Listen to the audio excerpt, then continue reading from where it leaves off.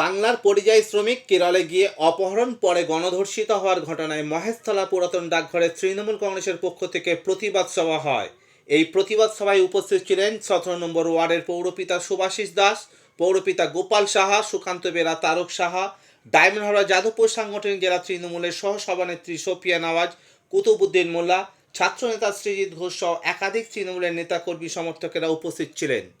সুভাষিস দাস বলেন, খবর হওয়া মাত্রই ডায়মন্ড হারবার সাংসদ অভিষেক ব্যানার্জির নির্দেশে এখান থেকে 6 জনের প্রতিনিধি দলকে কেরলে পাঠানো হয়েছে। প্রতিনিধি দল ধর্ষিতার পরিবারের সাথে দেখা করেছে। পরিবারের পক্ষ থেকে তাদের জানানো হয়েছে কেরল পুলিশ এই ঘটনায় ধামাচাপা দেওয়ার চেষ্টা করছে। প্রতিনিধি দলের কাছ থেকে খবর পাওয়ার সাথে গর্জে ওঠেন পৌরপিতা সুভাষিস দাস।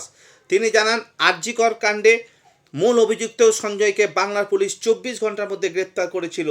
4 দিন পেরোনোর পরেও এই ঘটনায় মূল অভিযুক্ত রিয়াজকে কেরল পুলিশ গ্রেপ্তার করতে পারেনি, পাশাপাশি ধামাচাপা দেওয়ার চেষ্টা করছে। কেরল পুলিশের সাথে সাথে এই রাজ্যে সিপিএমের মুখে কুলু পেটে চুপ থাকারও তীব্র সমালোচনা করেছেন পুরপিতা সুভাষিস দাস। মহেশতলা থেকে শেখ সাবিরের রিপোর্ট, এসএস স্টার নিউজ।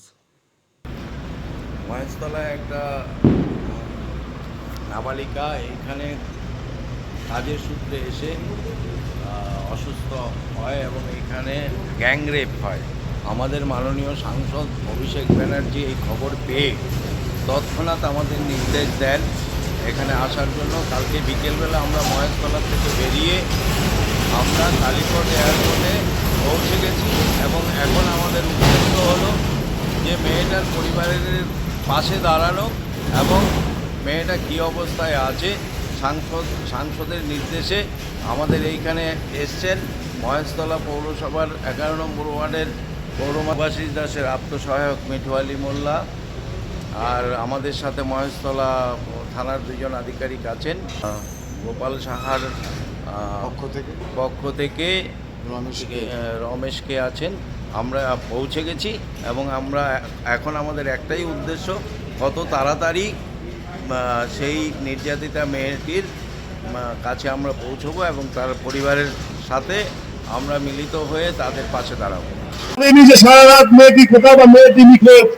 পরের দিন সকাল 9টা থেকে 9:30টার সময় মেয়েটি রক্তাক্ত অবস্থায় বাড়ি ফিরে আসে এবং তার বাড়ি ফেরার 10 থেকে 15 মিনিটের মধ্যে কেরিকা থানার থেকে লোক এসে তাকে থানায় তুলে নিয়ে যায় এবং আজকের দিন আজকের দিন পর্যন্ত আমার কাছে যা খবর, মেয়েটিকে কখনো বলা হচ্ছে হোমে আছে, কখনো বলা হচ্ছে তাকে মেডিকেল করানোর জন্য হসপিটালে নিয়ে যাওয়া হয়েছে।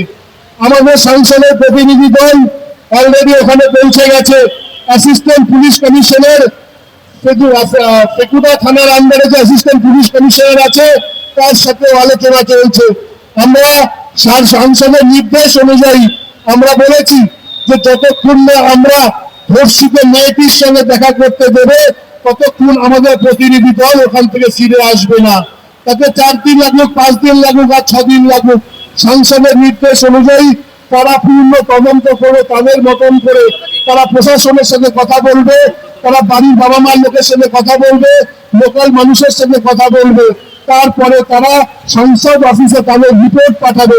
রিপোর্ট পাঠানোর পর সাংসদ যদি খুশি হয়, সাংসদ যদি মনে করে যে না তদন্ত ঠিক পর্যায়ে চলছে, তাহলে তারা ফিরবে। তা নাহলে তারা ওখানে কেরালায় থেকে বাংলার মহেশতলার যে ধর্ষিতা হয়েছে যে মেয়েটি, তার বাবা মার সঙ্গে থেকে তাকে আমরা বাড়ি ফিরিয়ে আনাতে দাবি। সাংসদ যে বলেছেন যে মেয়েটিকে মহেশতলায় ফিরিয়ে আনতে হবে, আমরা যদি চেষ্টা করছি মহেশতলার মেয়েটিকে, বাংলার মেয়েটিকে, পরিযায়ী শ্রমিককে বাংলায় ফিরিয়ে আনতে।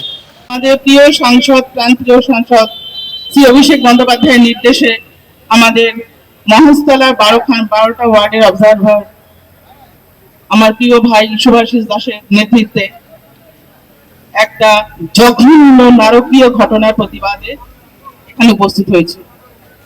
এতক্ষণে আপনারা কিছুটা হলেও জানতে পেরেছেন যে আমাদের মহেশতলার 11 নম্বর ওয়ার্ডে এক অভয়া, এক নির্যাতিতা গিয়েছিলেন কেরালায়। কেরালা মানে এখন বিজয়নের সরকার, সিপিএম এর সরকার, সামনে সিপিএম এর পার্টি অফিস, যাদের খুব না 34 বছরের হারমাদ, যারা বাংলাটাকে শেষ করে যে অত্যাচারে মানুষকে খুন করে কই মাছ গলায় ঢুকিয়ে মানুষ মেরে, সন্তানকে মেরে তার রক্ত মাখা ভাত মাকে খাইয়ে, নারীদের একই ফ্যামিলির আটজনকে একে অপর অপরের সামনে হত্যা করে সেই হারমাদারা এখন সাধু সেজেছে।